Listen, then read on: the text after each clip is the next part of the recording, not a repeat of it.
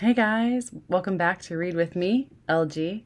I'm here today with another great book for you guys. I'm glad you're here with me and I hope you enjoy it. We're going to get right to it, okay? This one you'll recognize is another Berenstain Bears because I do have quite the collection of these and I think they are cute and simple and tell sweet stories. So here we are with another one. This one is The Berenstain Bears and the Truth. So we're going to see what this is about. And Berenstain Bears are always written by the Berenstain family in some variety. So this is Stan and Jan Berenstain. All right. Here goes the truth. It was a lazy sort of day in Bear Country. The air was so still that the leaves on the big treehouse where the Bear family lived were hardly rustling. Except in the beehive, where the bees were always busy, nothing much seemed to be happening. It was the sort of day that sometimes leads to mischief. Inside the treehouse, Brother and Sister Bear were sitting around, not doing anything in particular. So here's their beautiful treehouse, and you'll see Brother and Sister Bear in there kind of hanging out, right? Brother was holding his soccer ball. He'd become interested in soccer and had been outside practicing free kicks. Sister was relaxing in the easy chair, thinking about what to do next. Neither Papa nor Mama Bear was around. Papa was in his shop working on some furniture, and Mama was out shopping. So here they are, kind of just thinking about, what could we do here? I know what, said Sister. Let's go gather some wild blackberries. Brother thought about that. No, he said, wild blackberries have too many thorns, and besides, the seeds get stuck in your teeth. Well then, said Sister, let's go out and twist each other up in the swing and see who gets the dizziest. Brother thought about that. No, he said, that's silly, and besides, we did that yesterday. Sister became irritated and impatient with her brother. So Sister feels like she's giving all these nice ideas, and Brother Bear is just like shooting them down, you know? So she's like, come on, then you figure out something. My goodness, she complained. You don't want to do anything. All you want to do is sit here and hug that soccer ball. I think you must be in love with that soccer ball. I am not, protested Brother, but I'll tell you something. I bet I can dribble this ball past you. Brother was a pretty good soccer player and a very good dribbler, but so was Sister.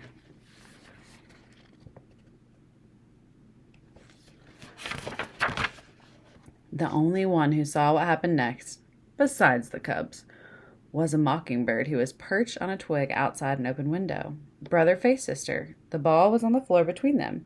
First, Brother moved the ball with his right foot, then with his left foot, trying to trick Sister out of position. Then, quick as a flash, he gave the ball a sharp kick with his right. So here they are. There's a little mockingbird who also saw what happened. And there they are. He's trying to dribble it past her, and then he kicks it. It almost worked. But Sister was fast, too. She reached out with her knee and blocked the ball, which bounced against a bookshelf, against a chair, against a footstool, and into Mama's most favorite lamp, which fell to the floor with a crash. Uh-oh, they knocked down the lamp.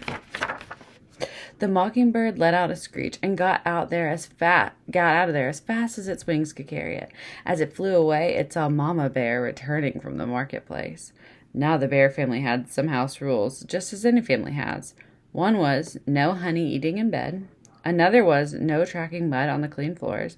And another was no ball playing in the house. Yikes. Yikes. What to do? Brother looked at Sister. Sister looked at Brother. They both looked at the broken lamp. And they both listened in horror as Mama came up the front steps of the house. All Brother had time to do before Mama came into the room was roll the ball behind Papa's chair. My lamp, said Mama. My best lamp. What happened?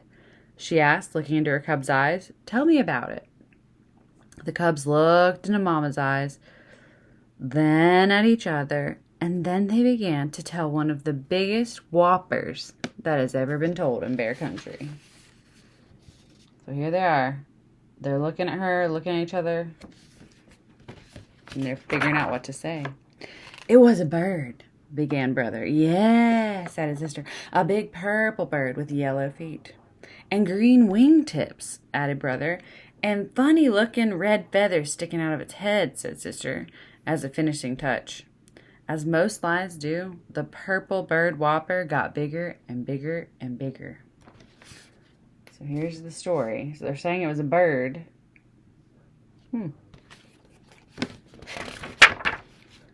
The cubs, yes, continued the cubs. Excuse me. "It flew in that window, zoomed around the room, and knocked over the lamp." As Mama Bear was looking at the broken lamp with a sad expression on her face, Papa Bear came in from his shop. The cubs began to tell him the story of the big bird that flew in the window and broke the lamp. It was harder to tell the second time. For one thing, they couldn't quite remember how they had told it the first time.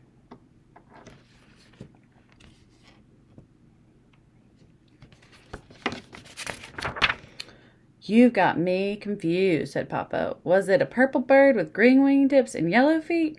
Or a yellow bird with purple wingtips and green feet? Or was it a white bird with black spots, like the soccer ball behind the easy chair?" But the thing that really made it hard the second time was how very sad Mama looked as she picked up the pieces of the broken lamp. So Papa noticed the little ball over here. So he said, "Was it this kind of bird, or was it actually, looked a lot like a soccer ball?" "Mama, we're really sorry about the lamp," said Brother. "Oh, yes," said Sister, picking up the last piece and putting it on the dustpan. "Oh," said Mama, "I'm not worried about the lamp. We can always get another lamp, or we can glue this one back together. What I'm sad about is the thought that maybe, just maybe, my cubs, who I've always trusted, aren't telling me the truth. And trust is not something you can just put back together again." Both cubs started to talk at once. "It wasn't a bird," said Sister. "It was a soccer ball, and it was my fault," shouted Brother. "It was just as much my fault," shouted Sister. But they were both shouted down by the phone, which rang loudly. So they're trying to start telling the truth now because they realize they were kind of caught. And then the phone rings. Who could it be? It was Grizzly Gran, inviting the Bear family for a Sunday visit. "Hello, Gran," said Mama. "Oh, everything is just fine here in the treehouse. How's everything with you?" "But, Mama," protested Sister after Mama hung up the phone, "you told Gran that everything is fine here, and that really isn't the truth." "Oh, but it is," answered Mama. "We've got 2 fine cubs who have just learned a very important lesson about telling the truth. And what could be finer than that? Now let's help Papa glue the lamp back together."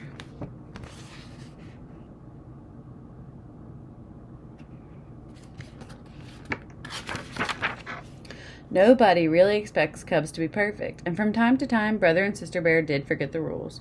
Brother ate honey in bed a couple of times. One time, Sister tracked a little mud on the clean floor, and once or twice, Brother and Sister Bear started to play ball in the house before they remembered not to.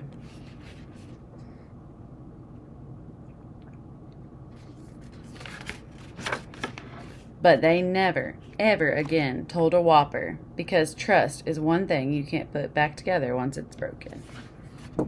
So here they are with their repaired lamp. You can see, if you look close, you can see the little lines where they glued it back together with Papa. That was The Truth, The Berenstain Bears and the Truth by Stan and Jan Berenstain. Every time I read this book, there are 2 things that come to mind. One is a story that my husband told, that when they were little, he and his cousins broke one of their grandmother's lamps. And I believe there was a lie involved there too, but it came to light later because that's what happens.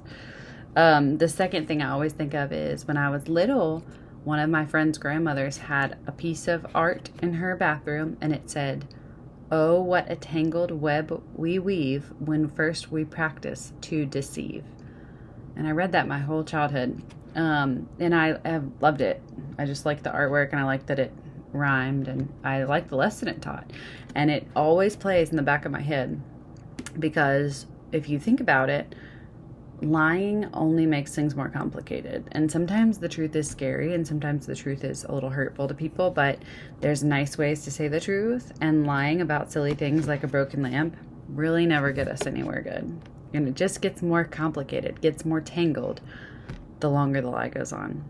But anyway, I hope you guys enjoyed that book. I do love Berenstain Bears books, and I'm glad you were able to read another with me. And I hope you have a good day. And I'll see you next time. Remember, there's new stories every Monday, Wednesday, and Friday at 8 a.m. Bye, guys. Thanks for coming.